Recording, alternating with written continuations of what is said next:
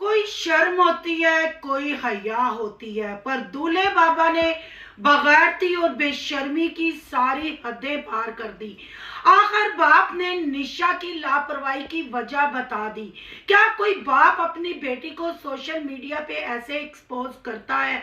आखिर फिरोज की फैमिली वाले एनिवर्सरी पे मौजूद क्यों नहीं थे?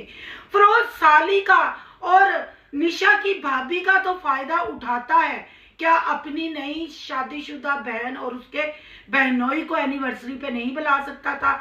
जब निशा की पूरी फैमिली उनके घर दावत पे गई थी तो क्या वो एनिवर्सरी में शामिल नहीं हो सकते थे? आखिर मिसबा को वो बेडरूम देने की क्या वजह थी? क्या मिसबा को मिसबा की औकात में रखा गया? आखिर मिसबा ने अदनान से क्यों कहा कि कैमरा बंद करो? दूल्हे बाबा ने झूठ के पलंदे बांध दिए। बेटी की शादी गांव में आते ही बेटी और बहू का दुपट्टा गायब। आखिर वो गुड न्यूज भी मिल गई, पर दूल्हे बाबा ने फरोज और निशा का सारा कंटेंट खराब कर दिया। आज करेंगे इन बातों पे तबसरा। आज की वीडियो बहुत जबरदस्त होने जा रही है। वीडियो पसंद आए लाइक शेयर कमेंट लाजमी कीजिएगा। करते हैं वीडियो स्टार्ट। अस्सलाम वालेकुम फ्रेंड्स, आप सब कैसे हैं? उम्मीद करती हूँ अल्लाह के फजलो करम से आप खैर खैरियत से होंगे। शुक्र अल्हम्दुलिल्लाह, मैं भी ठीक ठाक हूँ। थैंक यू सो मच जो इस चैनल पे नए आए, इस फैमिली का हिस्सा बने। तहे दिल से उनको इस फैमिली में वेलकम कहती हूँ। रिक्वेस्ट करती हूँ जो आज इस चैनल पे आए हैं, इस चैनल को सब्सक्राइब कर लें, बेल आइकॉन को ऑल के ऑप्शन के साथ प्रेस कर लें ताकि आने वाली वीडियो के नोटिफिकेशन फौरन से पहले आपको मिल सके। जिस सबसे पहले बात करेंगे अदनान और मिसबा की। आखिर ये पूरा टोला पंजाब में आया क्यों? अगर अपना ही पैसा खर्च करना था, खुद ही समोसे नूडल्स और किचन का सामान लाना था, मैं कहती हूँ फिर यहाँ आने की जरूरत नहीं थी। आखिर मिसबा के साथ इतना रूड बिहेव क्यों किया? मेहंदी हाथों पे लगानी थी तो फिर मिसबा को एसी वाले कमरे में ले जाया गया। वैसे मिसबा के साथ ये बिहेव कि आते ही पंजाब में मिसबा की आंखों के नीचे हल्के आ गए। मिसबा इतनी चिड़चिड़ी, मिसबा का बस किसी पे नहीं चलता, सारा गुस्सा अदनान पे उतारती है। खुद खाना बनाया जा रहा है और नूडल्स और समोसों से गुजारा किया जा रहा है। क्या ऐसी बेटियां होती हैं? खुद तो जलील कर रही है, सिर्फ कंटेंट बना रही है और शोर के हाथों भी जलील करवा रही है। अगर यहाँ दूल्हे बाबा की बात की जाए तो बिल्कुल ठीक उसके साथ हो रहा है, क्योंकि अगर बाबे ही ऐसे होंगे, बाप ही ऐसा होगा, फिर औलाद क्या करेगी? बाप यूट्यूब के रंग में इतना रंग चुका है कि उसको पता ही नहीं चलता कि मैं कौन सा थंबनेल लिख रहा हूँ, क्या मैं पब्लिक को बता रहा हूँ। और पब्लिक ने दे जूते पे जूते छतरोल कर दी कमेंट बॉक्स में। फिर बाबा जी कल थंबनेल लिखते हैं कि आपके सवालों के जवाब, यानी Q&A वीडियो जो बनाई, तो क्या वीडियो बनाई? बाबा जी आप अपने आप को क्या शक्ति कपूर समझते हैं?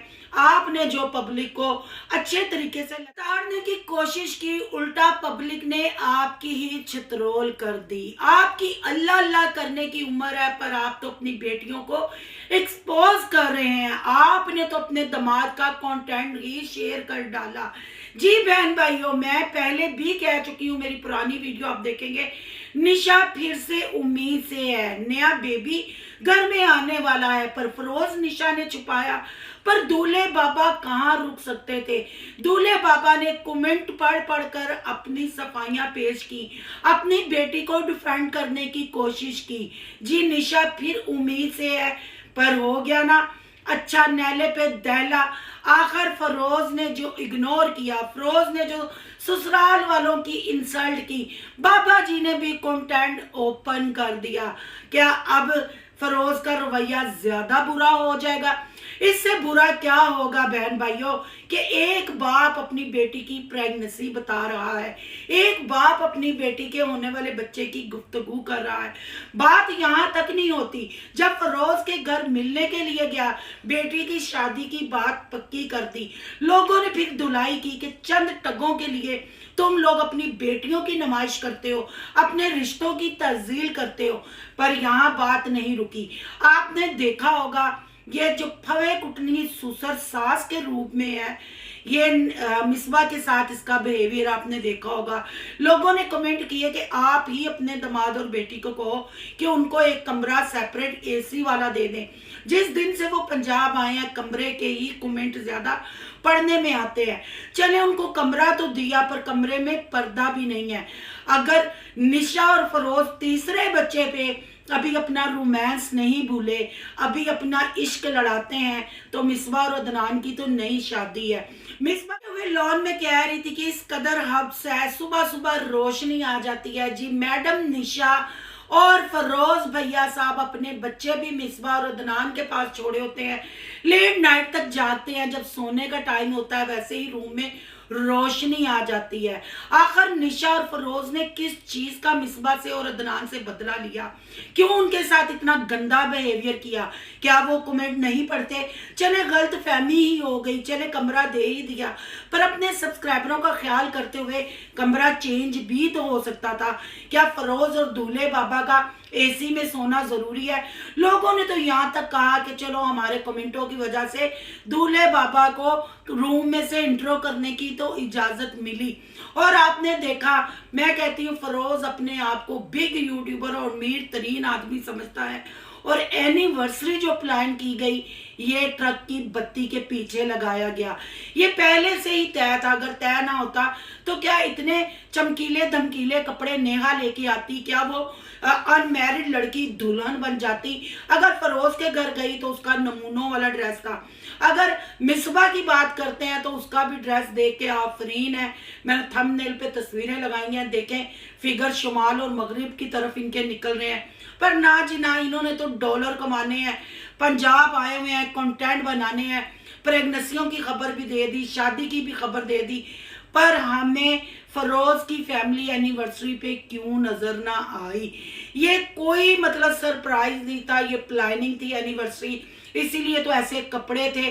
पर एनिवर्सरी पे जाके इतना कंजूसी से काम लिया गया। 4 हरे भरे कबाब, ½ kg कढ़ाई और 1 प्लेट बिरयानी की मंगाई गई। क्यों नहीं खुल के उनको खाना खिलाया जा रहा? चले दूल्हे बाबा ने तो ये कह दिया कि बेटी प्रेग्नेंट है, तो क्या वो निशा और फरोज खाना नहीं खाते? अगर चपली कबाब भी आए तो गिन गिन के रखे गए, एक बंदे को 2 बंदों को 1 चपली कबाब दिया गया। ये क्या तरीका है मेहमान नवाजी का? अगर पंजाब आके पल्ले से ही खर्च करना था, पल्ले ही से अंदर बाहर होना था, तो फिर पंजाब आने की क्या जरूरत थी? क्या कंटेंट बनाने के लिए आए? क्या अपने चैनल को चलाने के लिए आए? मैं सोचती हूँ अगर निदा और निदा के तीनों बच्चे भी यहाँ आ जाते तो हमारे फरोज भैया साहब की तो डेथ ही हो जाती।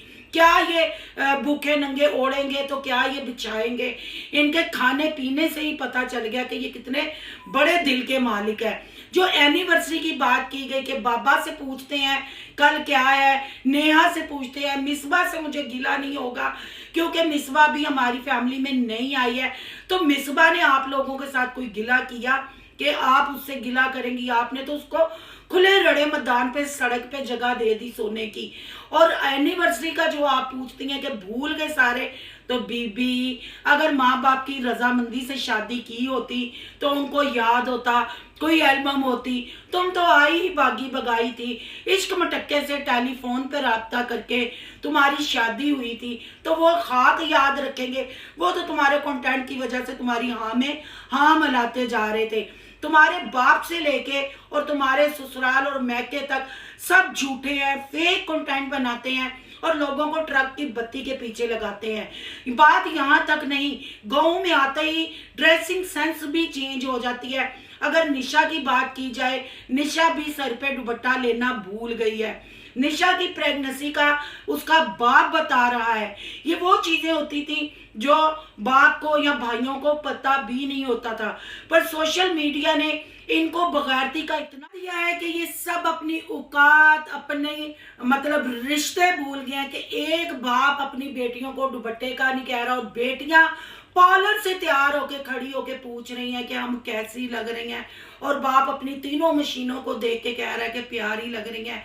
इतनी छोटी सी एनिवर्सरी, ना खाना ढंग का, ना कोई फंक्शन, ना कोई ज्यादा लोग, फिर पॉलर पे जाके ओवर एक्टिंग करने की क्या जरूरत थी?